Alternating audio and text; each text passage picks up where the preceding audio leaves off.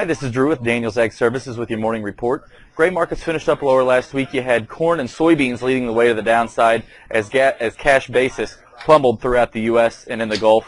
You had wheat lower as well. Not quite as much though. Export demand has seen a strong for wheat. You got China's expected to be purchasing a lot of the wheat due to the fact that they had such a wet growing season. So a lot of their crop was destroyed due to that. So they're expected to import a lot of wheat from the U.S.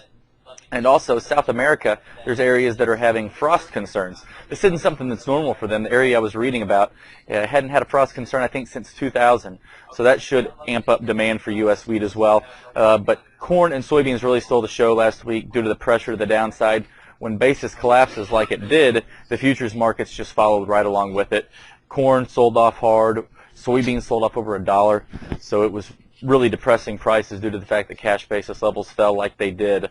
Moving forward this week, we got crop progress out today at 3 p.m. Central. Expect good to excellent ratings to remain around the same for corn and soybeans. They might rise 1% or 2%, but most of the trades expect them to remain around where they are. And moving forward, we got the crop progress. Keep your eye on the weather reports. Those things are going to be critical moving forward. Right now, we've got cool weather. There are some areas that don't have a whole lot of rain or in need of some rain, but due to the fact that we're having the cool weather that we are, it's not pressuring crops like it did last year. I think the high was 65 in Chicago on Saturday. I think that was the lowest high we'd had in July since the 80s. So cool weather is not hurting the crops as much as it would if we had the heat and the dry weather. So keep your eye on those weather reports moving forward, as that's what the trade's going to keep their eye focused on.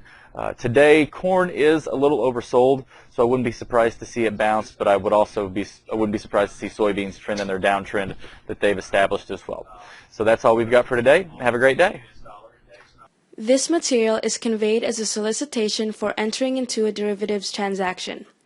This material has been prepared by a Daniels Ag Services broker who provides research, market commentary, and trade recommendations as part of his or her solicitation for accounts and solicitation for trades. Daniels Ag Services, its principals, brokers, and employees may trade in derivatives for their own accounts or for the accounts of others. Due to various factors, such as risk tolerance, margin requirements, trading objectives, short-term versus long-term strategies, technical versus fundamental market analysis, and other factors, such trading may result in the initiation or liquidation of positions that are different from or contrary to the opinions and recommendations contained therein. Past performance is not necessarily indicative of future performance.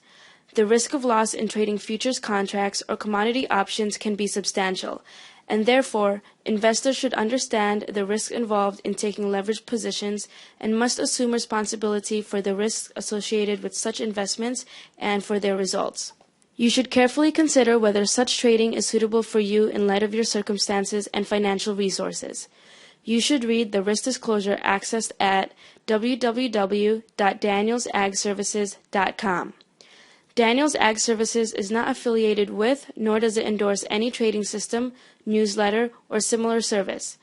Daniels Ag Services does not guarantee or verify any performance claims made by such systems or services.